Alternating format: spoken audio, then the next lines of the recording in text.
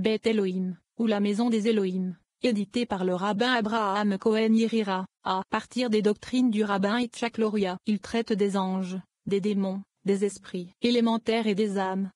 Le livre des révolutions des âmes est un traité particulier et discursif, et constitue une expansion des idées du rabbin Luria. 26. Le Spirv, Sefer Séphiroth, ou livre d'émanation, décrit, pour ainsi dire, l'évolution graduelle de la déité de l'existence négative à l'existence positive. 27. Le HMTZRP, H-Metzaref, ou feu purificateur, est hermétique et alchimique, et est connu de peu de gens, et quand il est connu, il est compris par encore moins de gens. 28. Les principales doctrines de la Kabbalah sont conçues pour résoudre les problèmes suivants. A. L'être suprême, sa nature et ses attributs. B.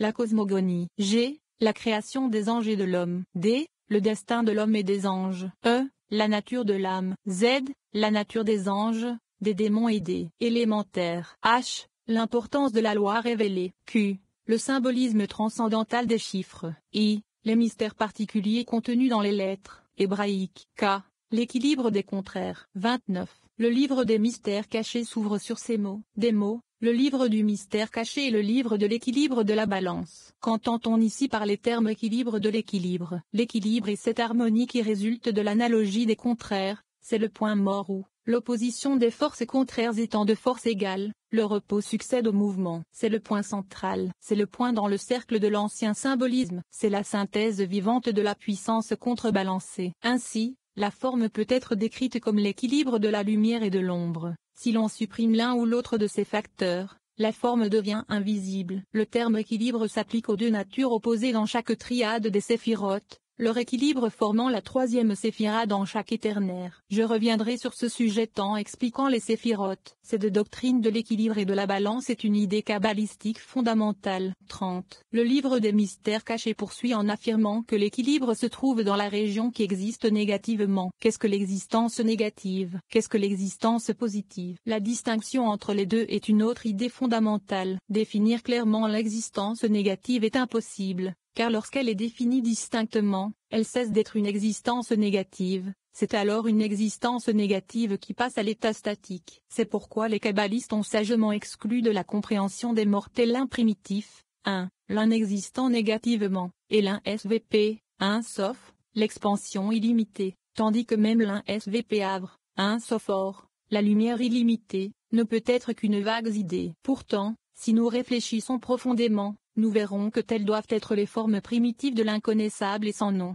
que nous appelons Dieu dans sa forme la plus manifeste. Il est l'absolu. Mais comment définir l'absolu? Alors même que nous le définissons, il nous échappe, car il cesse d'être l'absolu dès qu'il est défini. Devons-nous alors dire que le négatif, l'illimité, l'absolu sont, logiquement parlant, absurdes, puisqu'il s'agit d'idées que notre raison ne peut pas comprendre? Non, car si nous pouvions les définir, nous les rendrions, pour ainsi dire, contenus par notre raison, et donc non supérieurs à elle. Pour qu'un sujet puisse être défini, il faut que certaines limites puissent lui être assignées. Comment donc limiter l'illimitable? 31. Le premier principe et axiome de la Kabbalah est le nom de la déité, traduit dans notre version de la Bible, « Je suis ce que je suis ». Ayashraï, Eyashereye. Une meilleure traduction est « L'existence est l'existence ». Où je suis celui qui est. 32. Eliphaz Levi Zahed, le grand philosophe et kabbaliste de ce siècle, dit dans son Histoire de la magie livre 1, chapitre 7, les kabbalistes ont horreur de tout ce qui ressemble à l'idolâtrie, ils attribuent cependant à Dieu la forme humaine, mais c'est une figure purement hiéroglyphique. Ils considèrent Dieu comme l'infini intelligent, vivant et aimant. Il n'est pour eux ni la collection d'autres êtres, ni l'abstraction de l'existence, ni un être philosophiquement définissable. Il est en tout, distinct de tout, et plus grand que tout. Son nom même est ineffable, et pourtant ce nom n'exprime que l'idéal humain de sa divinité. Il n'est pas donné à l'homme de savoir ce que Dieu est en lui-même. Dieu est la raison de l'existence et l'existence elle-même. Nous pouvons demander, pourquoi telle ou telle chose existe-t-elle? Dit encore, Ibidem livre 3, chapitre 2, dire, je croirai quand la vérité du dogme me sera scientifiquement prouvée, revient à dire, je croirai quand je n'aurai plus rien à croire, et quand le dogme sera détruit en tant que dogme en devenant un théorème scientifique, c'est-à-dire, en d'autres termes, je n'admettrai l'infini que lorsqu'il aura été expliqué, déterminé, circonscrit, défini à mon profit, en un mot, lorsqu'il sera devenu fini. Je croirai alors à l'infini quand je serai sûr que l'infini n'existe pas. Je croirai à l'immensité de l'océan quand je l'aurai vu mise en bouteille. Mais lorsqu'une chose aura été clairement prouvée et rendue compréhensible pour vous, vous ne la croirez plus, vous la saurez. 33. Dans la Bhagavad Gita, chapitre 9, il est dit, je suis l'immortalité et aussi la mort, et moi, ô Arjuna, je suis ce qui est et ce qui n'est pas et encore, chapitre X, et, ô descendant de Bharata, vois des merveilles en nombre, jamais vues auparavant. Dans mon corps, ô Gudakesa, vois aujourd'hui l'univers entier, y compris tout ce qui est mobile et immobile, tout en un. Et encore Ibidem, Arjuna dit, ô Seigneur infini des dieux, ô toi qui imprègnes l'univers, tu es l'indestructible, ce qui est, ce qui n'est pas, et ce qui est au-delà. Tu es le Dieu primordial, l'ancien, tu es le plus haut soutien de cet univers. C'est par toi que cet univers est imprégné, ô toi, ô forme infinie, tu es d'une puissance infinie, d'une gloire sans mesure, tu imprègnes tout, et donc tu es tout. 34. L'idée d'existence négative peut alors exister en tant qu'idée, mais elle ne supportera pas de définition, puisque l'idée de définition est tout à fait incompatible avec sa nature. Mais, diront peut-être certains de mes lecteurs, votre terme d'existence négative est sûrement mal choisi. L'état que vous décrivez serait mieux exprimé par le titre de subsistance négative. Non, répondrai-je, car la subsistance négative ne peut jamais être autre chose que la subsistance négative, elle ne peut pas varier, elle ne peut pas se développer, car la subsistance négative n'est littéralement et véritablement aucune chose. Par conséquent, la subsistance négative ne peut pas être du tout, elle n'a jamais existé, elle n'existe jamais, elle n'existera jamais. Mais l'existence négative porte caché dans les profondeurs illimitées de l'abîme de sa négativité se cache le pouvoir de sortir d'elle-même, le pouvoir de projeter l'infime partie de la pensée vers l'extérieur, le pouvoir de réintégrer le syntagme dans l'intérieur. Ainsi enveloppée et voilée l'intensité absorbée dans le tourbillon sans centre de l'immensité de l'expansion. C'est pourquoi j'ai employé le terme exto plutôt que substo. 35. Mais entre deux idées aussi différentes que celle de l'existence négative et de l'existence positive, un certain lien est nécessaire, et c'est ainsi que nous arrivons à la forme que l'on appelle l'existence potentielle, qui, tout en se rapprochant de l'existence positive, n'admet guère de définition claire. C'est l'existence dans sa forme possible. Par exemple, dans une graine, l'arbre qui peut en sortir est caché, il est dans une condition d'existence potentielle, il est là, mais il n'admet pas de définition. Combien moins, alors, les graines que cet arbre peut produire à son tour. Mais ces dernières sont dans une condition qui, tout en étant quelque peu analogue à l'existence potentielle, n'en est guère à un stade aussi avancé, c'est-à-dire qu'elles sont négativement existantes. 36. Mais, d'autre part, l'existence positive est toujours susceptible d'être définie, elle est dynamique, elle a certains pouvoirs évidents, et elle est donc l'antithèse de l'existence négative, et plus encore de la subsistance négative. C'est l'arbre, non plus caché dans la graine, mais développé dans l'extérieur. Mais l'existence positive a un début et une fin, et il lui faut donc une autre forme dont elle puisse dépendre, car sans cet autre idéal négatif caché derrière elle, elle est instable et insatisfaisante. 37. C'est ainsi que je me suis efforcé, faiblement et avec tout le respect qui s'impose,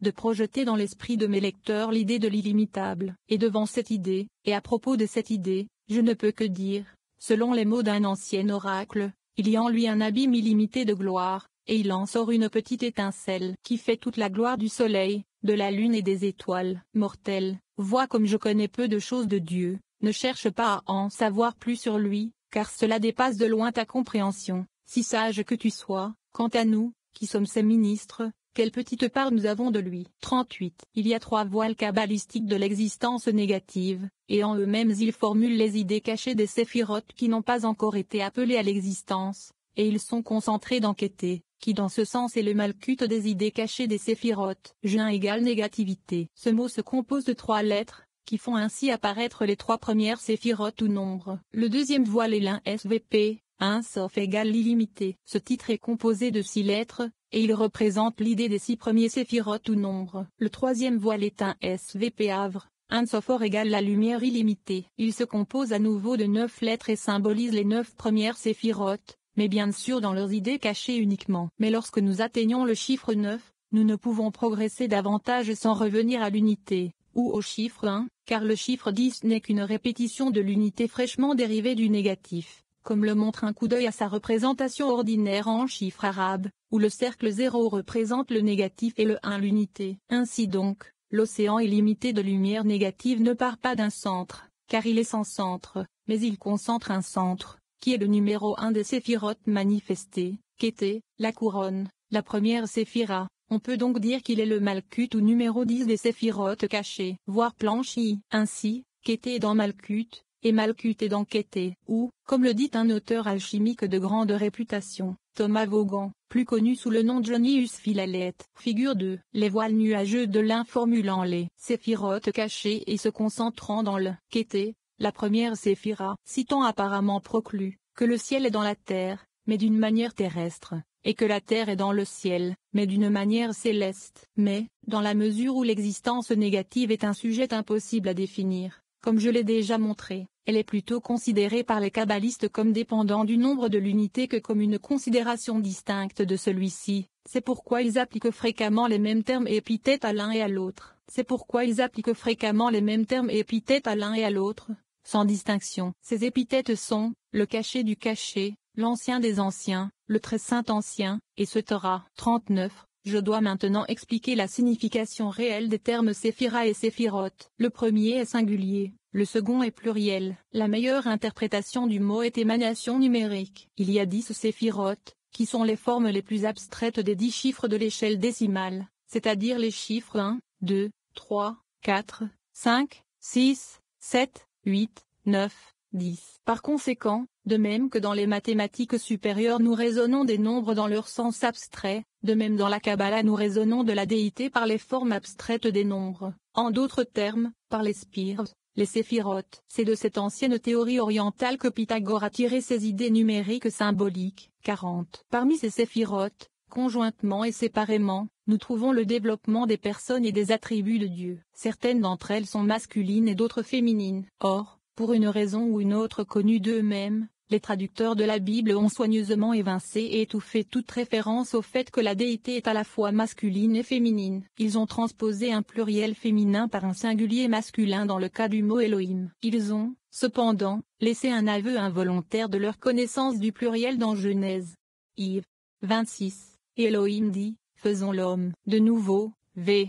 27. Comment Adam aurait-il pu être fait à l'image des Elohim, mâle et femelle, à moins que les Elohim ne soient aussi mâles et femelles? Le mot Elohim est un pluriel formé à partir du singulier féminénal, Elo, en ajoutant im au mot. Mais dans la mesure où im est habituellement la terminaison du masculin pluriel, et qu'il est ici ajouté à un nom féminin, il donne au mot Elohim le sens d'une puissance féminine unie à une idée masculine, et donc capable de produire une progéniture. Or, nous entendons beaucoup parler du Père et du Fils. Mais nous n'entendons rien de la mère dans les religions ordinaires de notre temps psaume. Mais dans la Kabbalah, nous découvrons que l'ancien des jours se conforme simultanément au Père et à la mère, et engendre ainsi le Fils. Or, cette mère est Elohim. Encore une fois, on nous dit habituellement que le Saint-Esprit est masculin. Mais le mot RVCH, Rua, esprit, est féminin, comme le montre le passage suivant du Sefer Yetzira, Acte RVCH Alim Shim, Achat, féminin, et Non Achad, masculin.